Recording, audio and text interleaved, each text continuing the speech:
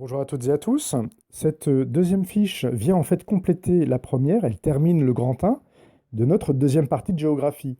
La partie de géographie qui concerne les ressources et ce grand 1 concerne l'alimentation dans le monde. On a vu dans la fiche précédente les notions de sécurité alimentaire, mais aussi de sous-alimentation.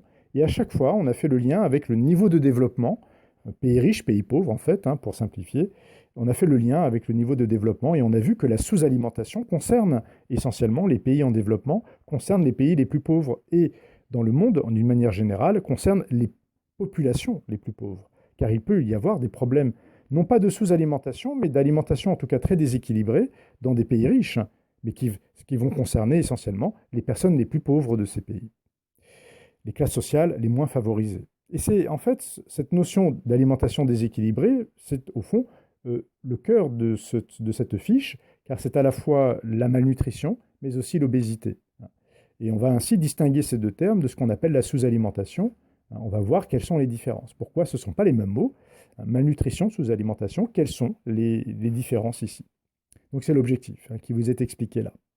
On commence avec une première vidéo qui va vous permettre de faire le point sur cette différence justement entre sous-alimentation et malnutrition. Et puis, comme on est en géographie, la localisation de la malnutrition. Et du coup, cela va vous permettre, avec le vocabulaire, de bien définir le terme de malnutrition.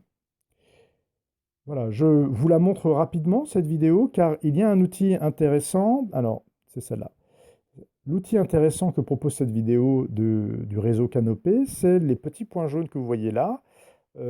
C'est-à-dire qu'à certains moments, vous pouvez, alors pas forcément arrêter la lecture de la vidéo, mais vous pouvez revenir, mais surtout en cliquant dessus, vous voyez des textes qui vont vous permettre d'avoir des informations complémentaires sur différents thèmes.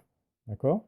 Donc ça c'est intéressant de prendre conscience, hop, voilà, de prendre conscience de ces outils. Je l'ai mis en route, mais ce n'était pas l'objectif. Voilà, de prendre conscience de ces outils, de les connaître, de savoir qu'ils sont là, et ça va vous aider à bien comprendre ce thème-là que nous sommes en train d'étudier. Voilà, je poursuis. Donc on aborde ensuite, après avoir bien distingué malnutrition, sous-alimentation, fait la différence, fait la part de ce qui est semblable et de ce qui est différent, vous allez travailler sur l'obésité. Et donc, vous allez d'abord prendre la définition que vous avez à la page 247. Donc, page 247, elle est là. Hop, vous avez dans le vocabulaire la définition. Donc, un excès de poids pouvant nuire à la santé, c'est surtout ça qui inquiète. La question, c'est les problèmes, les conséquences sur la santé des individus et donc sur les systèmes de santé et donc sur les sociétés dans leur ensemble. C'est ce qu'on appelle un problème de santé publique. Et autant que la malnutrition, c'est un dysfonctionnement de l'alimentation qui n'est pas satisfaisant du tout pour les individus et pour les sociétés. C'est la raison pour laquelle on considère qu'il faut lutter contre l'obésité et qu'on s'inquiète de l'importance qu'elle peut prendre dans certains pays aujourd'hui. Alors, vous allez donc ainsi avoir la définition. Avec le document 2, page 246, vous allez prendre connaissance d'une part d'un programme d'action, mais surtout d'un pays et des raisons pour lesquelles, dans ce pays, certaines personnes sont concernées par ce problème. Voilà, et c'est surtout ici, donc le document 2, c'est surtout dans le petit texte que vous avez là, que vous allez donc lire attentivement, que vous aurez les réponses aux questions qui vous sont posées ici. Pour terminer, vous ferez une mise en relation, c'est-à-dire mettre en lien ce que vous venez d'apprendre avec ce que vous voyez sur cette carte. Une carte qui, comme je vous le rappelle, doit être d'abord lue selon un ordre précis, le titre pour commencer, puis la légende, le sens des figurés, et après je peux regarder attentivement la carte et prélever les informations dont j'ai besoin. Voilà, donc vous terminez ces questions sur l'obésité. Ensuite, nous entrons dans une partie de travail facultatif qui n'est donc pas obligatoire, comme son nom l'indique, mais que je vous recommande néanmoins fortement. La première va vous permettre de voir comment dans le monde d'aujourd'hui, on peut lutter contre la malnutrition des enfants, ce qu'on appelle la malnutrition infantile. Donc dans cette partie Je vais plus loin, on travaille essentiellement à partir d'une vidéo que vous avez là, que je vais vous montrer en fait. Elle aussi, elle est intéressante. Voilà, donc c'est cette vidéo que vous avez là, qui commence donc ici. Même chose, vous avez des moments où vous pouvez, en cliquant sur les cercles jaunes, avoir des informations complémentaires, mieux comprendre ainsi la vidéo, un texte en dessous qui résume les grands thèmes de la vidéo et dont vous aurez besoin pour répondre aux questions. Ici, la vidéo est en anglais, hein, vous voyez. Voilà, je ne sais pas si vous entendez, mais elle parle en anglais. Simplement, vous avez, je vous montre, les sous-titres ici. Hein, vous pouvez les masquer, mais je vous décommande. Les CD, ils sont en français.